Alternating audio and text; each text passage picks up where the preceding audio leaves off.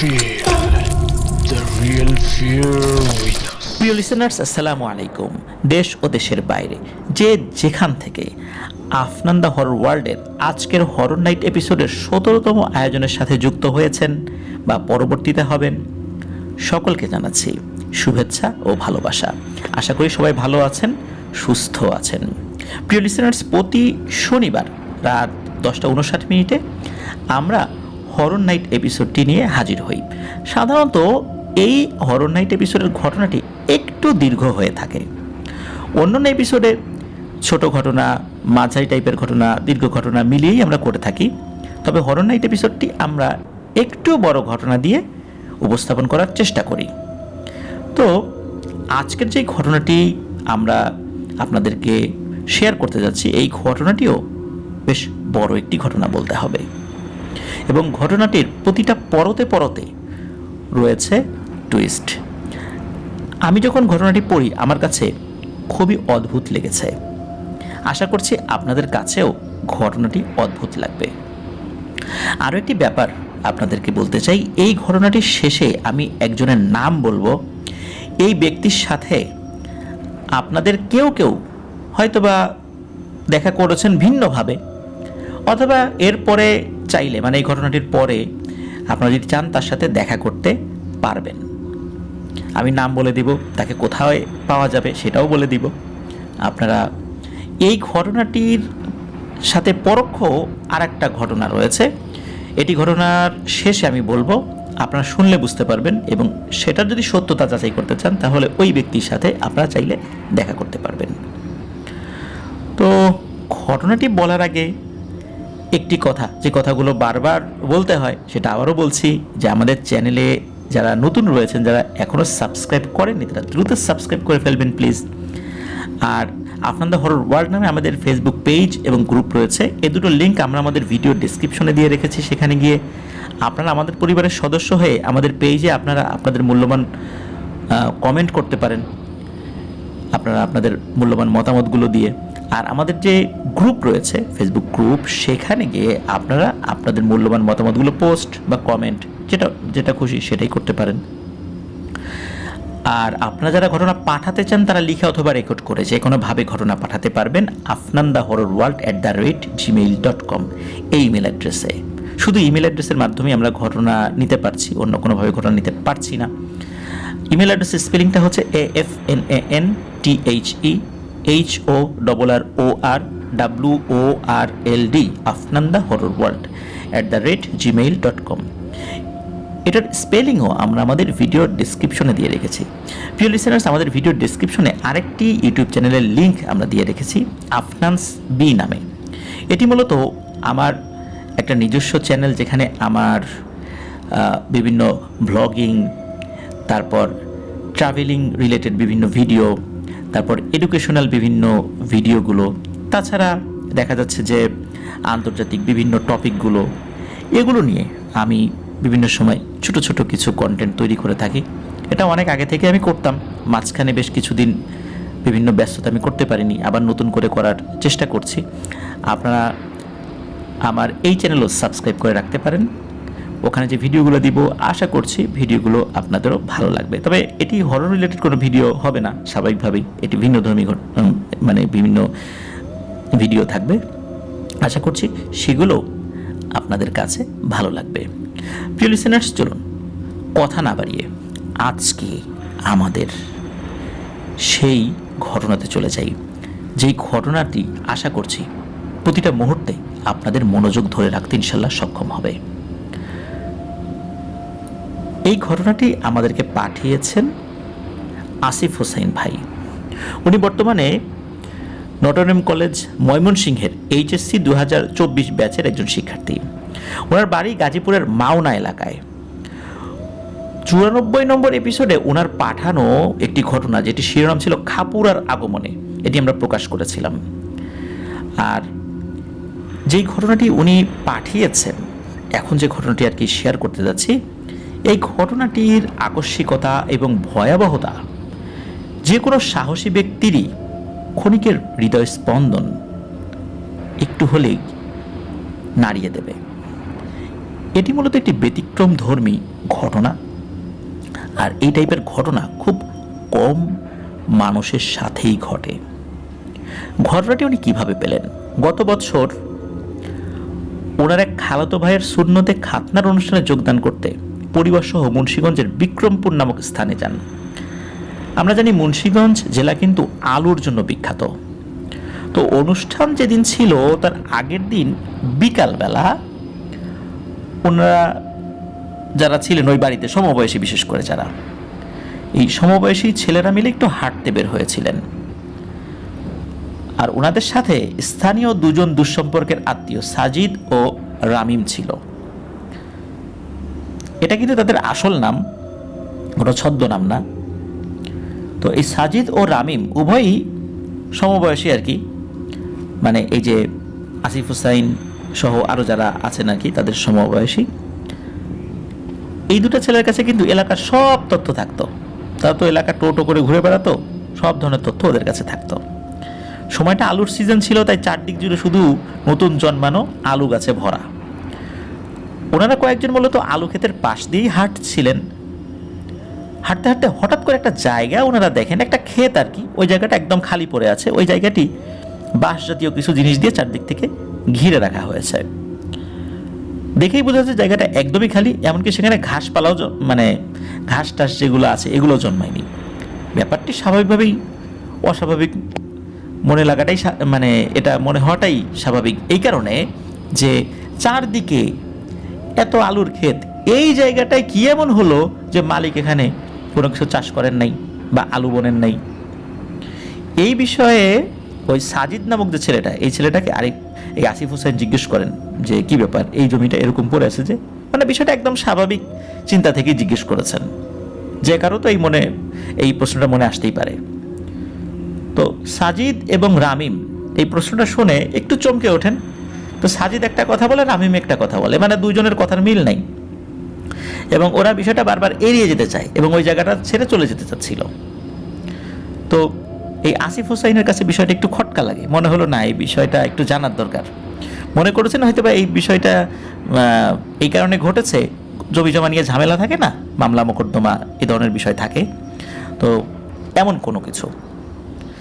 কিন্তু উনি বুঝতে পারেন যে এই মামলা মোকদ্দমার বিষয় এটা না, এটা অন্য আর একটা ব্যাপার। বেশি জোরাজুরি করতে হয় নাই সাজিদ এবং রামিমকে এই বিষয়টা জানার জন্য। তো সাজিদ এবং রামিম ওরা তো আসলে খুব বেশি বয়স না, একটু এলোমেলো তথ্য দিয়েছিল। তবে এই আসিফ হুসাইন উনি এই তথ্যটা আরও ভালোভাবে সংগ্রহ করেছিলেন। কীভাবে সংগ্রহ করেছিলেন আমরা ঘটনার শেষ দিকে বুঝতে পারবো ইনশাল্লাহ। তো এই ঘটনার সময়কাল 70 থেকে 80 বছর আগে এমনটা হবে আর কি, তো অনেক আগের আসলে। আর ঘটনায় বেশ কিছু নাম, ছদ্মনাম ব্যবহার করা হয়েছে। এর পেছনে কারণও রয়েছে, পুরো ঘটনা শুনলে আপনারা বুঝতে পারবেন। তো ঘটনাটি মূলত ওই মুন্সিগঞ্জের বিক্রমপুরেরই একটি গ্রামে ঘটেছিল। সঙ্গত কারণে ওই গ্রামের নামটি বলা যাচ্ছে না, আমরা ছদ্মনামও ইউজ করব না, কারণ গ্রামের নাম ছদ্মনাম কীভাবে ইউজ করব, তাই না? তো এই জন্য গ্রামের নামটি আমরা বলছি না। আজকে যেমন দেখা যায় ওই দিকটাতে আধুনিকতার ছোঁয়া লেগেছে, কিন্তু 70-80 বছর আগে এগুলো তো কল্পনাও করা যেত না। তো ওই এলাকায় আগে বসবাস করত রাজীব সর্দার আর তার পরিবার। রাজীব সর্দাররা মূলত গ্রামের মোড়ল শ্রেণীর লোক ছিলেন, আর এই রাজীব সর্দারের বাড়ির প্রত্যেকটা সদস্যই ছিলেন ধার্মিক এবং আল্লাহ ভীরু। রাজীব সর্দারদের বংশ ছিল বেশ বড়, তাদের বংশের নামই ছিল সর্দার বংশ, এবং তৎকালীন গ্রামের 2/3 লোকই ছিলেন এই রাজীব সর্দারদের আত্মীয় গোছের। রাজীব সর্দাররা ছিলেন মূলত 13 ভাই বোন, 8 ভাই এবং 5 বোন। তো তার বড় রাজীব সর্দার ছিলেন হলো চতুর্থ ভাইদের মধ্যে। তার বড় 3 ভাই ছিলেন প্রবাসী, ওনারা বিভিন্ন কারণে বিদেশে চলে গিয়েছেন, সেখানে তাদের অনেক ভালো অবস্থা ছিল আর কি।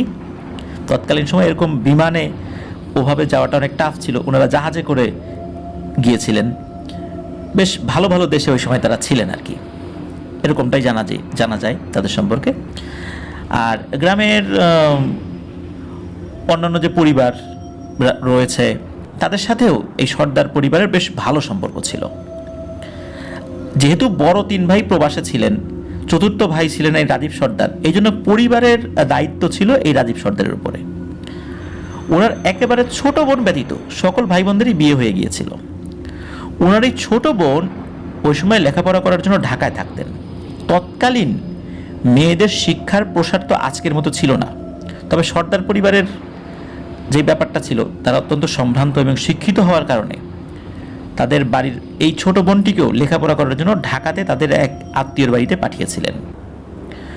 রাজীব সর্দারের ছোট বোনের নাম ছিল সাইমা সর্দার এবং ঘটনাটির সূত্রপাত হয় এই সাইমা সর্দারকে কেন্দ্র করে।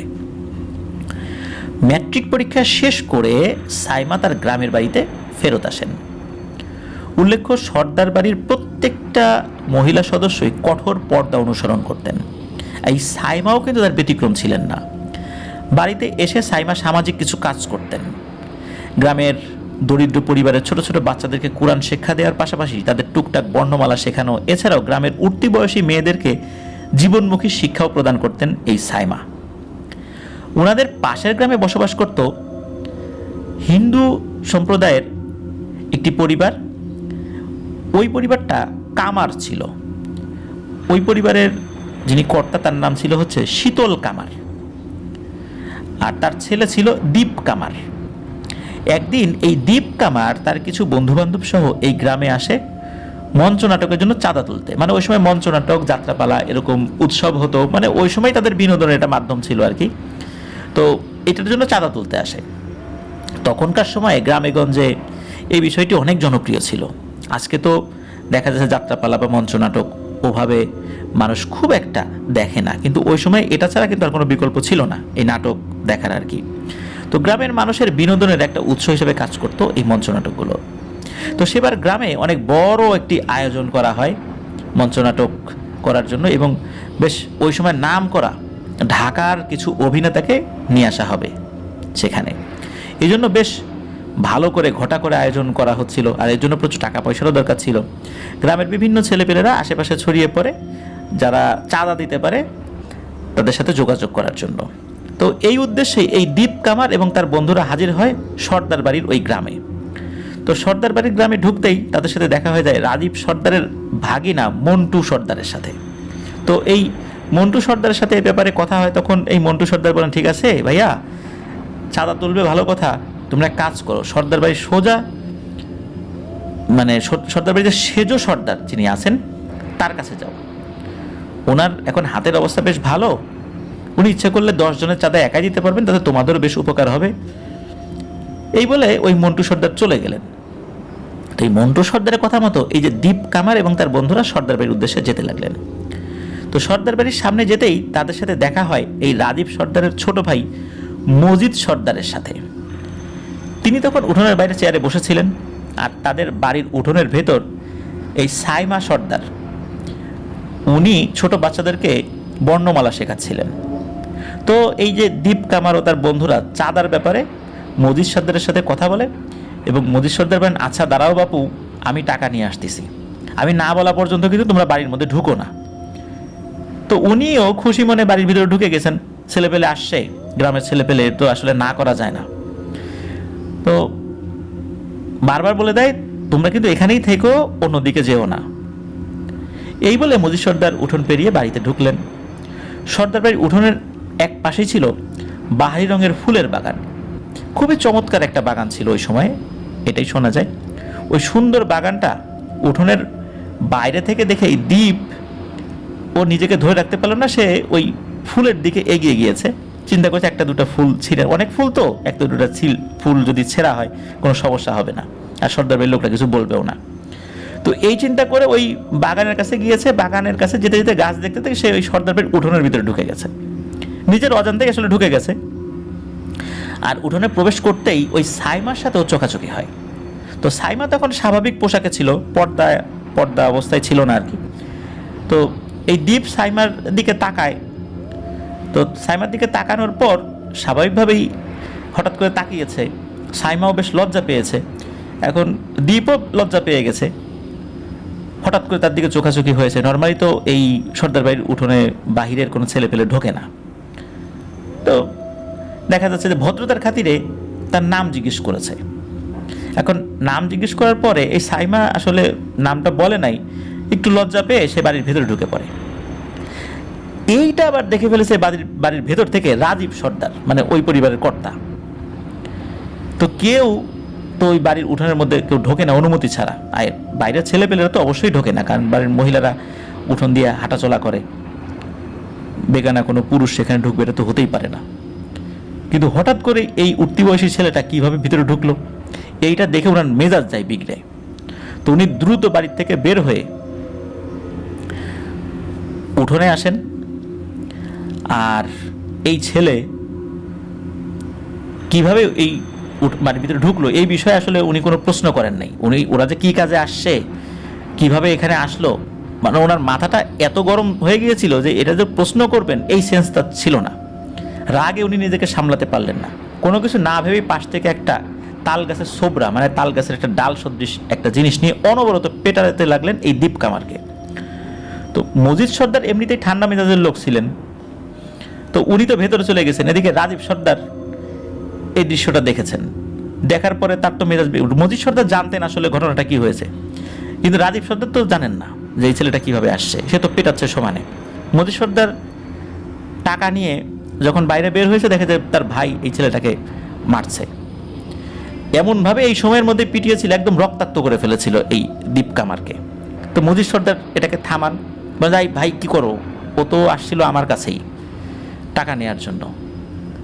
তখন মজিদ সর্দারের এই কথা শোনার পর রাজীব সর্দার চিন্তা করেন যে ও তাহলে তো এই ব্যাপার, ও তো আসছিল আমার ভাইয়ের কাছেই। তো উনি বিষয়টা আসলে একটু নিজের কাছে খারাপ লাগে, হ্যাঁ রে করলামটা কি, ভালো করে তো বুঝতে পারলাম না, আমরা মনে করেছিলাম যে ও হয়তো বা ইচ্ছা করে ঢুকে গেছে বাড়ির ভিতরে। তো যদিও বা মজিদ সর্দার বলেছিল ছেলেটা তো আসলে ভিতরে আসতে আমি নিষেধ করেছিলাম, ও কেন আসলো বুঝতে পারলাম না। যাই হোক, একটা ঘটনা তো ঘটে গেছে। আর এই যে রাজীব সর্দার ক্ষিপ্ত হয়ে ওখানে পেটাচ্ছে, এই দীপ কামারের যে বন্ধুরা বাইরে দাঁড়িয়েছিল ওরা তো এসে ঠেকাবে বা ওরা বলবে, মানে এটাও সাহস পাচ্ছে না ওরা এই অবস্থা দেখে ওই দীপ কামারকে রেখেই যে যেদিকে মানে পেরেছে দৌড়ে পালিয়েছে। তো বেশ খানিকক্ষণ পর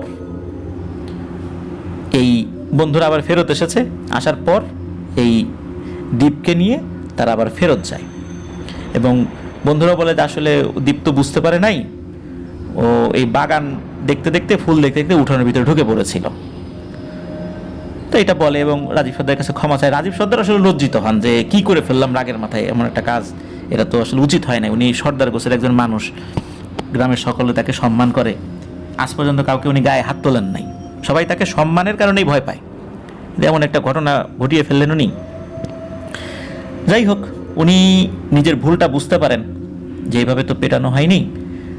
এরপর ওনার ভাই এই যে মজিদ সর্দারকে সাথে নিয়ে উনি খোঁজ খবর নিতে নিতে এই দীপ কামারের যে বাড়িটা যেখানে ওই দিকে গিয়েছেন, মানে ওই পাড়ায় গিয়েছেন। সেখানে গিয়ে জানতে পারেন যে দীপ কামারের অবস্থা নাকি খুবই খারাপ। আর এই দীপ কামারের বাবা শীতল কামার উনি নাকি এই রাজীব সর্দারের উপর খুবই ক্ষেপে আছেন এবং ক্ষেপে থাকাটাই স্বাভাবিক। তো রাজীব সর্দার আবারও দীপ কামারের বাড়িতে যান, মানে দীপদের বাড়িতে যান। তো বাড়িতে গিয়ে দেখেন, মানে প্রথম দিন গিয়েছেন যে তারা ক্ষেপে আছে এই জন্য আসলে যান নাই যে আসলে তারা রাগের মাথায় গালিগালাজ করতে পারেন, চিন্তা করছেন আসলে পরে যাই, পরে গিয়েও ছেলেটার চিকিৎসার জন্য কিছু টাকা পয়সাও দিয়ে আসবো আর তার পরিবারের কাছে গিয়ে কথাবার্তা বলে ক্ষমা চেয়ে আসবো, এরকমটাই চিন্তা করেছিলেন আর কি। তো ওনারা 2 দিন পরে আবার গিয়েছেন, দেখেন ওই শীতল কামার মানে দীপ কামারের বাবা আর কি, তো উনি পরিবার সহ চলে গেছেন বাড়িতে তালা ঝুলিয়ে। আশেপাশের লোকদেরকে জিজ্ঞেস করলে আশেপাশের লোকজন জানায় যে গত পরশু ভোর রাত্রে হঠাৎ নাকি দীপের প্রচণ্ড কাশি হয় এবং সাথে রক্ত বমি করতে করতে এই দীপ কামার মারা যায়। একথা শুনে রাজীব সর্দার নিজেও ভীষণ অবাক হয়েছেন, কারণ উনি অতটা মারেন নাই যাতে দীপের অবস্থা এমন হতে পারে। তবে স্থানীয় লোকটা জানায় দীপের নাকি ছোটবেলা থেকে বিভিন্ন ধরনের অসুখ ছিল, বিভিন্ন অসুখে সে ভুগত, বিভিন্ন কবিরাজি ওষুধ সে খেত। এই মার খাওয়ার পর তার শরীরটা সায় দেয় নাই, এমনিতে সে দুর্বল। আর এই যে শীতল কামার ওনারা যে কোথায় চলে গেছেন লোকজন কেউ কিছু বলতে পারেন না। এরপর মন খারাপ করে রাজীব সর্দার মজিদ সর্দার বাড়িতে ফেরত আসেন। তো ঘটনার আকস্মিকতায় তিনি একদম হতভম্ব হয়ে গিয়েছিলেন। তিনি চিন্তা করছেন মেরে ফেলার উদ্দেশ্যতেও আসলে উনি এভাবে পেটান নাই। উনি কিছুটা বদমেজাজি ছিলেন, কিন্তু মিশুক প্রকৃতি ছিলেন। বদমেজাজি এই অর্থে যে অনেক সময় আমরা রেগে যাই, স্বাভাবিকভাবে রেগে যাই, উনি ওই রকমই ছিলেন আর কি। হঠাৎ করে ওনার দ্বারা এই ধরনের ঘটনা ঘটেছে, উনি লজ্জায় আসলে মানে মরে যাচ্ছিলেন এমন একটা অবস্থা। এরপর থেকে ওনার মধ্যে যেই ধরনের কর্কশ ভাবটা ছিল উনি সেটাকেও একদম রিমুভ করে ফেলেন কয়েকদিনের মধ্যেই, যে না আমি কখনো কারোর সাথে উদ্ধত ভয়েসে কোনো কথা বলবো না। এবং এরপর থেকে মানে অনুশোচনায় উনি এতটাই নমনীয় হয়ে গিয়েছিলেন যে খুব দরকার ছাড়া কারোর সাথে কথা বলতেন না। কেউ কথা বলতে আসলেই উনি অত্যন্ত নমনীয়ভাবে কথা বলতেন। উনি কিন্তু এরপরেও শীতল কামারের অনেক খোঁজ খবর নেওয়ার চেষ্টা করেছেন যে কোথায় গিয়েছিলেন, তারা কি আবার আসলো কি না। কিন্তু প্রত্যেকেই বলেছিল যে সে নাকি ভিটামাটি বিক্রি করে, অল্প মানে নামমাত্র মূল্যে ভিটামিটি বিক্রি করে কোথায় চলে গেছে কেউ জানে না। তবে যাওয়ার সময় নাকি আর্তনাদ করে বলে গেছে ভয়ানক একটা কথা, যে আমার একটা ছেলেরে মেরে ফেলছে ওই সর্দার, আমার আর আমার বোর এখন আর কোনো জানের মায়া নাই। এই কথাটা নাকি বলে গিয়েছিল। প্রিয় লিসেনার্স, এই কথাটা মনে রাখবেন যে আমার আর আমার বউয়ের এখন আর কোনো জানের মায়া নাই। তো যাই হোক, বেশ কিছুদিন পর আস্তে আস্তে সব কিছু স্বাভাবিক হতে থাকে। এই রাজীব সর্দারও ওই ছেলেটার মৃত্যুর দায়ের অনুশোচনা আস্তে আস্তে কাটিয়ে উঠতে লাগলেন, কিন্তু ওনার আচরণে যে পরিবর্তন এনেছিলেন ওইটা উনি অব্যাহত রেখেছিলেন। মূলত এই ঘটনার কিছুদিন পর থেকে শুরু হতে থাকে বেশ কিছু হাড় হিম করা ঘটনা, যেটা শুরু হয়েছিল সর্দার বাড়ির জামাল সর্দারের 9 বছর বয়সী মেয়ে শান্তার সাথে। একদিন এই শান্তা তার বান্ধবীদের সাথে তাদের বাড়ির পেছনের তাল গাছের পাশে লুকোচুরি খেলছিল। তো বন্ধুদের সাথে লুকাতে গিয়ে সে বাড়ির পেছনের ঝোপের ধারের বেল গাছটার তলায় বসে পড়ে। তো সন্ধ্যার একটু আগে তার বান্ধবীরা সবাই যে যার বাড়িতে ফেরত যায়, কিন্তু এই শান্তা আর ফেরে না। মাগরিবের আজানের পরেও যখন সে বাড়ি ফিরছিল না, তখন তার বাড়ির লোকজন তাকে খুঁজতে বেরিয়ে পড়ে। একসময় তারা তাল গাছটার কাছে যায়, ওখানে একটা তাল গাছ ছিল। খুঁজতে খুঁজতে এই বেল গাছের সাথে ওই তাল গাছটার সাথে লাগোয়া যে বেল গাছ, ওই বেল গাছের সাথে লাগোয়া আর একটা ঝোপ আছে, ওই ঝোপের মধ্যে যখন ওই কুপির আলো ফেলেছে, কুপির আলো ফেলতেই চিৎকার আর কান্নার শব্দ শোনা যাচ্ছে। কারণ ওই যখনই কুপির আলো ফেলেছে তখনই ভেতর থেকে চিৎকার আর কান্নার আওয়াজ, ওটা হলো শান্তার চিৎকার আর কান্নার আওয়াজ। তো ওর চিৎকার করা দেখে বুঝতে পারছে শান্তা খুব ভয় পেয়েছে। তখন ওই ঝোপের বাইরে থেকে ওরা শান্তাকে সান্ত্বনা দেয় যে মা তুমি বের হয়ে আসো, ভয়ের কিছু নাই, এই তো আমি, এই আমরা, এইভাবে বলে ওকে আস্তে আস্তে ওখান থেকে বের করে নিয়ে এসেছে। তো দেখা যায় ওর সারা শরীরে অজস্র কাটা ছেঁড়ার দাগ স্পষ্ট হয়ে আছে, আর ওর বাঁ হাতে ছিল 2 আঙ্গুলের হালকা এক আঁচড়ের চিহ্ন। শান্তা কিন্তু মারাত্মক ঘাবড়েছিল এবং ভয় পেয়েছিল। ওকে একটু স্বাভাবিক করার পর ওকে জিজ্ঞেস করে যে কি হয়েছিল আসলে, তুমি এর ভিতরে ঢুকলা কেন? তখন সে এক ভয়ঙ্কর ব্যাপার জানায়। সে বলে সে লুকোতে গিয়ে এই বেল গাছের তলায় চুপটি করে বসেছিল। সে চিন্তা করেছিল যে তার বন্ধুরা তাকে খুঁজে বের করবে। তো অনেকক্ষণ হয়ে যায়, তাকে আর কেউ পাচ্ছে না। তো ও মজা করে বসে আছে, তাকে খুঁজে পাচ্ছে না। এখান থেকে বের হলেই তোকে খুঁজে পেয়ে যাবে, লুকোচুরি খেলার যেই নিয়ম আর কি। তো ও চুপটি করে বসে আছে। আসলে ওইদিকে কি হয়েছে, ওকে খুঁজতে খুঁজতে না পেয়ে তার বন্ধুরা মনে করেছে যে ও বাড়িতে চলে গেছে, এই জন্য তারা চলে যায়। সন্ধ্যা ঘনিয়ে আসছে। এমন সময় নাকি হঠাৎ ওই পাশের ঝোপ থেকে কেউ তাকে বিড়ালের মতো কণ্ঠে ডেকে ওঠে, এই শান্তা এদিকে আয়। তো ঝোপের মধ্যে থেকে এই রকমের একটা আওয়াজ যখনই এসেছে, সে তো চমকে উঠেছে যে কে আমাকে এইভাবে ডাকলো অদ্ভুত কণ্ঠে।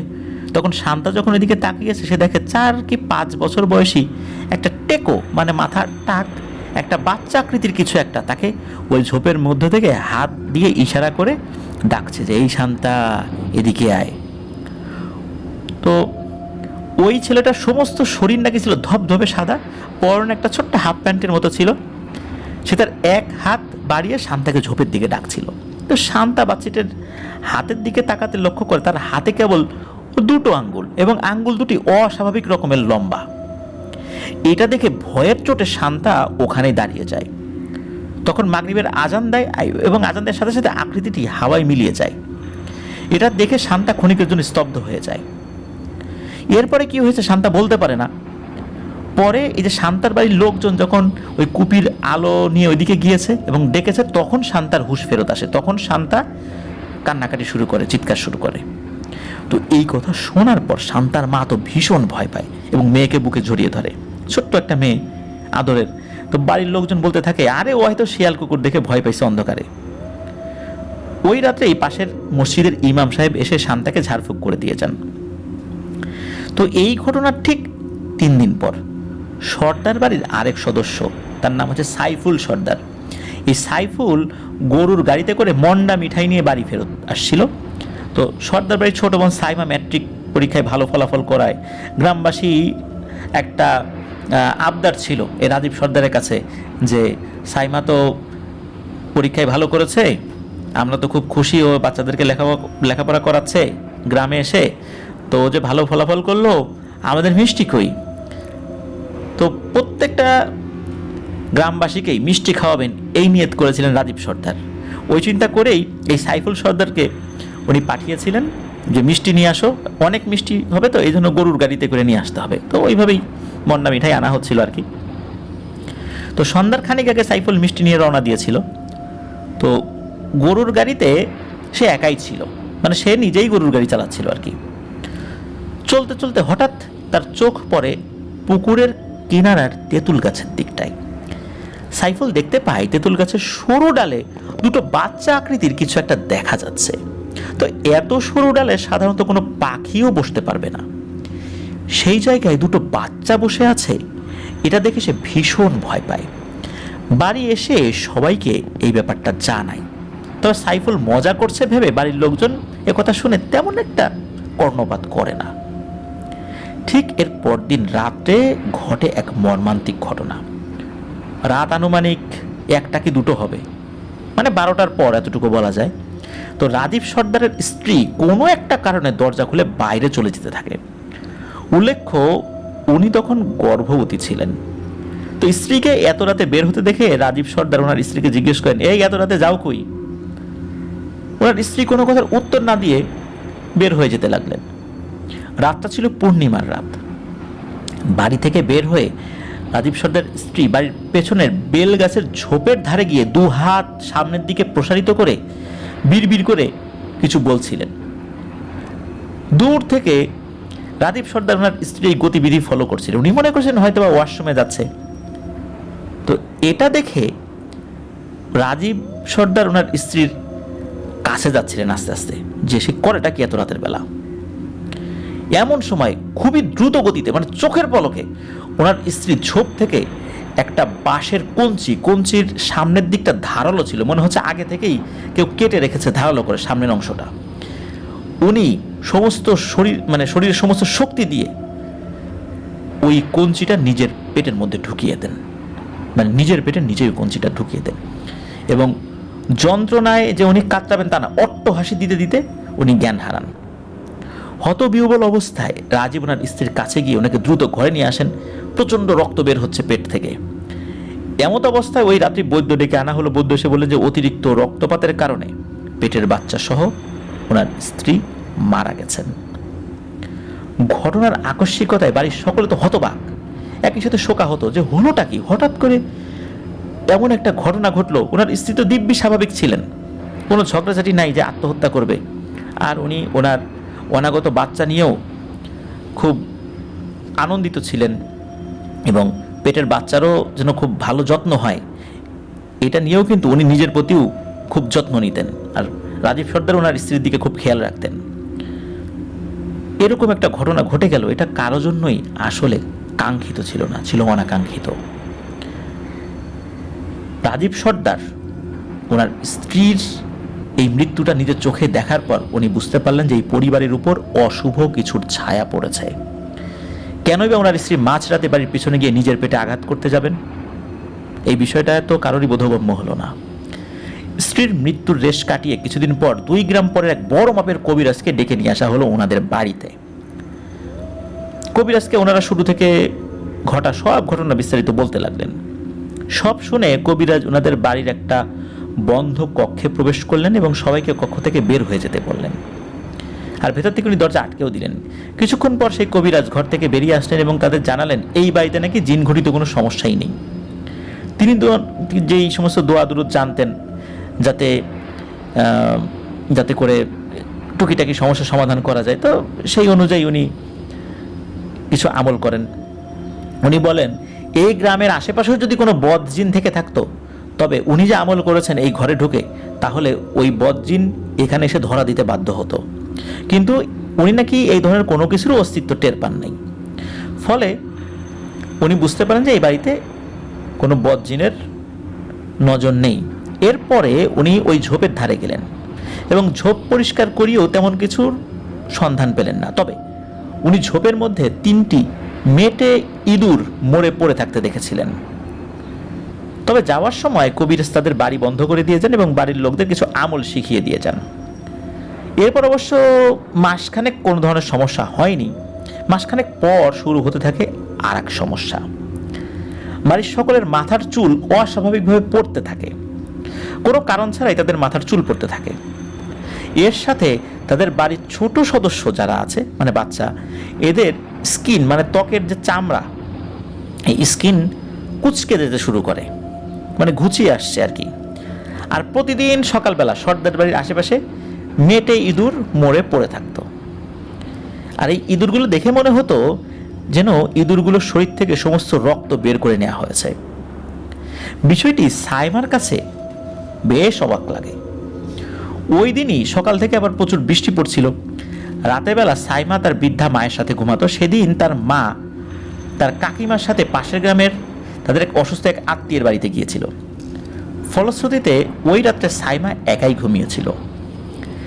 সাইমা রাতের খাবার খেয়ে কুপি নিভিয়ে ঘুমাতে যায়। আর কিছুটা শীত শীত লাগতে শুরু করে, তাই সে কাঁথা মুড়ি দিয়ে শুয়েছিল। তার ঘুম ঘুম ভাব আসতে শুরু করেছে। এমন সময় সাইমা ফিল করে একটা ঠান্ডা কোনো একটা বস্তু তার পায়ের পাতা আলতোভাবে স্পর্শ করছে। সে বুঝতে পারে বস্তুটি পাখির পালকের মতো কিছু একটা। তো সাইমা ওই সুরসুরি পায়ে লাগার কারণে সে একটু পা নাড়াচাড়া করছিল, কিন্তু জিনিসটা কি এটা দেখার জন্য সাইমা ধীরে ধীরে তার পাশের টেবিলে রাখা যে কুপিটা ছিল, কুপির পাশে ম্যাচ ছিল, তো ওই জিনিসটা দিয়ে কুপিটা জ্বালিয়েছে। তো কুপির আবছা আলোয় সাইমা হঠাৎ করে দেখতে পায় যে 4টা বামন আকৃতির ভয়ানক অবয়ব তার পায়ের কাছে বসে আছে। এর মধ্যে 2টো একটু দূরে আর 2টো পায়ের একদম কাছে বসে আছে, এবং এই 2টোর মধ্যে একটা কোনো কিছু দিয়ে তার পায়ের নিচের দিকে একটু সুড়সুড়ি দেওয়ার চেষ্টা করছে, আর আরেকটা তার হাতের নখ দিয়ে সাইমার পায়ে আঁচড় কাটছে। তবে আশ্চর্যের বিষয় হলো যে এই যে পায়ে আঁচড় কাটছে, সাইমা কিন্তু তখন ব্যথা পাচ্ছে না। সাইমা কিন্তু বেশ সাহসী একটা মেয়ে ছিল। তো সাইমা কি করেছে, আচমকা ভয় পেয়ে ওই পায়ের একদম কাছাকাছি যেই 2টো অবয়ব ছিল ওই 2টোকে সজোরে লাথি মেরেছে, আর প্রচণ্ড জোরে দিয়েছে। এক চিৎকার দিয়ে দরজা খুলে বাইরে বের হয়েছে। তো পরিবারের সদস্যরাও তো ঘুম থেকে জেগে গিয়েছে। সাইমার মুখে কথা শুনে তারা ঘরে ঢুকে কাউকে দেখতে পায় না। তবে সাইমার পায়ের দিকটা তারা খেয়াল করে, দেখে যে তাদের নজরে আসে সাইমার গোড়ালি থেকে 1 ইঞ্চি উপরে নখের চিহ্ন রয়েছে, সাদা সাদা আঁচড়ের চিহ্ন, মানে রক্ত বের হয় নাই। অনেক সময় আমরা চুলকালে অনেক সময় আমাদের স্কিনের উপর এক ধরনের সাদা সাদা নখের আঁচড় পড়ে, ঠিক ওই রকম দাগ স্পষ্ট ছিল। পরদিন ওনার 2 ভাই তারা আসামে রওনা দেন, যে আসামে একজন ভালো বুজুর্গ আছেন, তো ওই বুজুর্গের কাছে যাবেন। তো ওনারা রওনা দেন। শোনা যায় উনি ওনার লাইফে অনেক ধরনের ভয়ানক জিন রিলেটেড সমস্যার সমাধান করেছেন। মূলত ওই বুজুর্গ ব্যক্তির নাম ঠিকানা জানতেন, যেহেতু ওনারাও ধার্মিক মানুষ ছিলেন। তো ওনারা রওনা দেন। ওনার নাম ছিল সাইদ হুসাইন। আবারও বলছি, ওনার নাম ছিল সাইদ হুসাইন, ওই বুজুর্গ ব্যক্তির নাম। তো রওনা তো দেওয়ার পরে বেশ কয়েকদিন চলে যায়। স্বাভাবিকভাবেই তো আসলে এতটা কাছে না, তাই না, বেশ দূরেই আর কি বলা চলে। তো ওনারা ওনাকে নিয়ে আসেন। বাড়িতে আসার পরে বলেন যে এই সাইদ হোসাইনকে নাকি ওনারা পথেই পেয়েছেন, মানে আসামে যাবেন, তাকে নিয়ে আসবেন, আসা যাওয়া তো বেশ সময় প্রয়োজন, কিন্তু না, ওনারা 1-2 দিনের ব্যবধানে তাকে নিয়ে এসেছিলেন। কীভাবে এত তাড়াতাড়ি নিয়ে আসলেন, বাড়ির সদস্যরা অবাক হয়ে যায়, বলে যে ওনাকে নাকি পথেই পেয়েছিলেন। ওনারা বেশ অনেকটা পথ যখন এগিয়ে গিয়েছেন, একদিনের পথ এগিয়ে গিয়েছেন, তখন তো আসলে এই 1940, 42 বা 45 সালের দিকে এতটা আসলে যোগাযোগ ব্যবস্থা উন্নত ছিল না। তো ওনারা একটা জায়গায় সাইদ হোসাইনকে পান, ওনারা আগে থেকে চিনতেন তাকে, ওইদিকে আসা যাওয়া ছিল, ধর্মীয় কারণে আসা যাওয়া ছিল। তো ওই জায়গাতে সাইদ হোসাইনকে দেখে ওনারা অবাক হন। সাইদ হোসেনকে জিজ্ঞেস করেন যে হুজুর আপনি এদিকে? বলে হ্যাঁ, আমি তোমাদের ওই গ্রামের দিকেই যাচ্ছিলাম, আমি জানতে পারলাম যে তোমাদের বাড়িতে একটা সমস্যা, তো আমি যে কোনোভাবেই হোক বুঝতে পেরেছি, এই জন্য আমি রওনা দিয়েছিলাম, আমি জানতাম তোমাদের সাথে পথেই দেখা হবে। তো ওনাকে এখানে দেখতে পেয়ে ওনারা তো খুবই আনন্দিত যে আলহামদুলিল্লাহ, আল্লাহ রহমত করেছেন, এতটা পথ যেতে তো হলোই না, উনি অনেকটা পথ এগিয়ে এসেছেন। তো বিষয়টা আসলে আল্লাহর একটা অশেষ রহমত বলে ওনারা মনে করেন। তো এই সাইদ হোসাইন হুজুরকে নিয়ে ওনার বাড়িতে চলে আসেন। তো এই সাইদ হুজুরকে শুরু থেকে সব ঘটনা বিস্তারিত জানানো হয়। তো পূর্বের যিনি কবিরাজ, উনি বাড়ি বন্ধ করার পরও কেন এমনটা হচ্ছে এটা সাইদ হুজুরকে জিজ্ঞেস করলেন। সব শুনে এই সাইদ হুজুর প্রথমে বাড়ির পেছনের ঝোপের কাছে গিয়ে কিছু একটা দেখে খুব অবাক হন। উনি বলেন যে এই ঝোপটা পরিষ্কার করো। তো ওই সর্দার বাড়ির বিভিন্ন যারা লোক ছিলেন, যারা কাজ করতেন, তারা অল্প সময়ের মধ্যে ঝোপঝাড়টা পরিষ্কার করে ফেলে এবং উনি একটা নির্দিষ্ট জায়গা দেখান, বলেন যে এই জায়গাটায় কোদাল চালাও, কোদাল দিয়ে মাটি খোঁড়ো। তো ওই জায়গাটায় মাটি খোঁড়ার পর বাঁশের কঞ্চি দ্বারা আবৃত কিছু একটা দেখা যাচ্ছিল। তো কঞ্চিগুলো সরাতেই উপস্থিত সকলের আত্মা শুকিয়ে যায়। এমনকি সাইদ হুজুরও খুব অবাক দৃষ্টিতে সেদিকটায় তাকিয়েছিলেন। হারিকেনের আলোতে উপস্থিত সকলে দেখতে পান ওই জায়গায় একটা পুতুল এবং একটা বাচ্চা।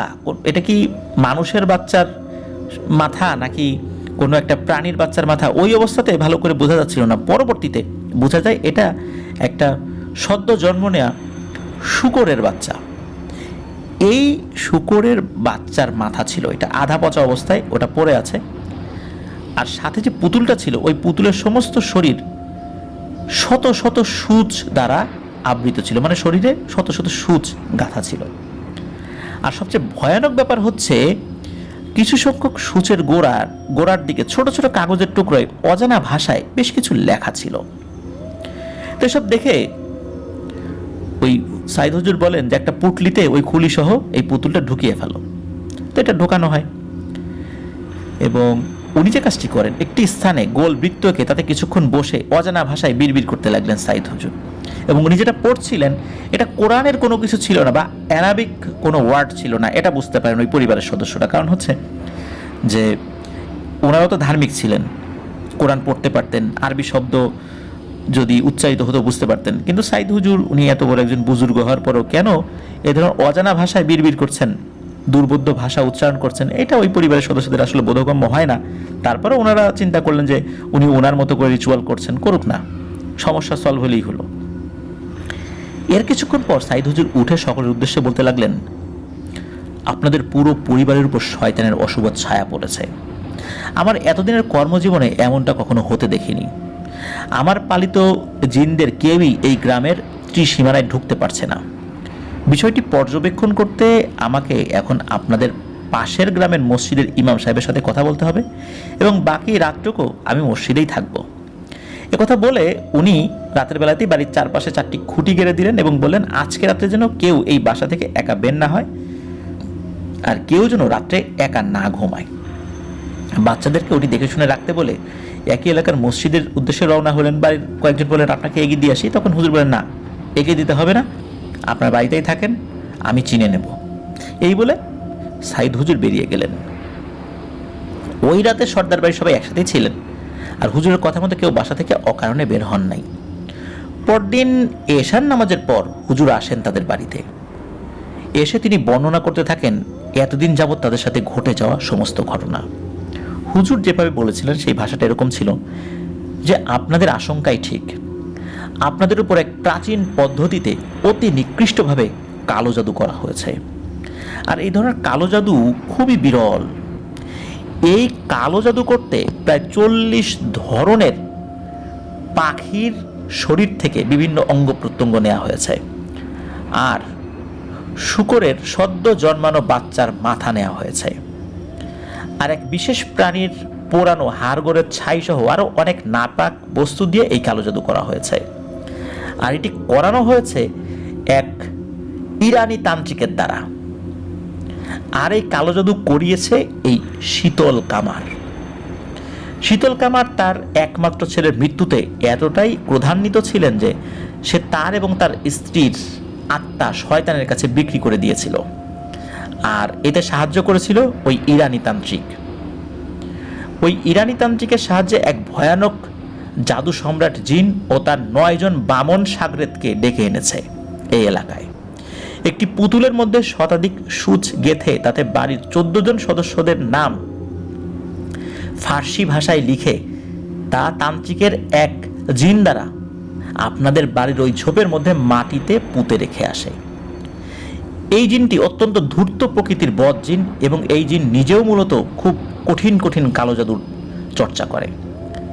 তান্ত্রিক এই জিনের সাথে কথা বলেছে এবং এই জিন নাকি বলেছে দ্বীপের মৃত্যুর 90 দিনের মাথায় এই সর্দার বাড়ির সকল পুরুষ সদস্যকে নাকি সে হত্যা করবে, শুধু রাজীব সর্দার ছাড়া। রাজীব সর্দারকে নাকি সে তাদের দেশে নিয়ে গিয়ে জীবন্ত পুড়িয়ে হত্যা করবে। তো এই কালো জাদুর খরচ যোগান করতেই মূলত এই শীতল কামার তার সহায় সম্পত্তি ভিটামাটি সবকিছু বিক্রি করে চলে গিয়েছিল আর কি। এখন নাকি সে ভারতের ত্রিপুরায় কোনো একটা জায়গায় আছে। তিনি আরো বলেন, আজ দ্বীপের মৃত্যুর 87তম দিন, আর ঠিক 3 দিন পর তার প্রতিশ্রুতি মতো জাদু সম্রাট এই জিনটি এই গ্রামে প্রবেশ করবে। এতদিন সে তার সাগরেদ 9 জন বামন জিনদের পাঠিয়েছিল আপনাদের উপর নজর রাখতে এবং টুকটাক ক্ষতি করতে। আর আপনি যখন রাগের মাথায় দ্বীপকে পেটাচ্ছিলেন তখন আপনার স্ত্রী দূর থেকে দেখেও প্রথমে আপনাকে থামাতে আসেনি। এ কারণেই মূলত ওই বামন জিনদের একজন আপনার মৃত শাশুড়ি সুরত ধরে রাতের বেলা তাকে ডেকে নিয়ে যায় ওই ঝোপের কাছে, তারপর তার উপর আসর করে এবং আপনার স্ত্রীকে সম্মোহিত করে ফেলে, যার ফলে আপনার স্ত্রী নিজেকে নিজে আঘাত করে মেরে ফেলে। এখন তাদের নজর আপনাদের ছোট বোন সাইমার উপর, কেননা ওর সাথে কথা বলতে গিয়েই মূলত দ্বীপ আপনার হাতে মার খায়। আর ওই জিনটি যদি একবার এই গ্রামে প্রবেশ করতে পারে তাহলে ওকে আটকানোর ক্ষমতা এখানে কারোরই নেই। হুজুরের মুখ থেকে এইসব কথা শুনে রাজীব সর্দারের মাথায় যেন আকাশ ভেঙে পড়ে। তার ভুলের জন্য আস্থার পরিবারের উপর এমন মহাবিপদ নেমে এসেছে, এ কথা বলে তো উনি তো অঝোর ধারায় কান্না করতে লাগলেন।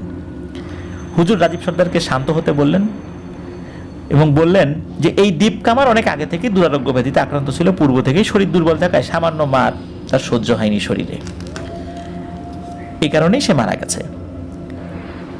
এখন এই অভিশাপ থেকে মুক্তির কি উপায় হুজুর? এই কথা যখন হুজুরকে জিজ্ঞেস করেছেন তখন হুজুর কিছুক্ষণ মাথা নিচু করে থাকেন, পরবর্তীতে নরম কণ্ঠে বলে ওঠেন, ঘটনার সূত্রপাত যখন ঘটেছে তখন যদি কিছু করা যেত তবে এই জিনটিকে গ্রামে প্রবেশ করা থেকে আটকানো যেত।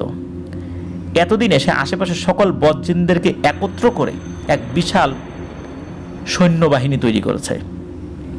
এই গ্রামের সীমানা পেরোলেই এখন ওই জিনেরা আপনাদের বাড়ির লোকদের বিরাট ক্ষতি করবে। তাই এখন আমাদের কারোর হাতেই কিছু করার নেই সর্দার সাহেব, এখন এই জাদু ঠেকানোর সামর্থ্য আমাদের ধরা ছোঁয়ার বাহিরে।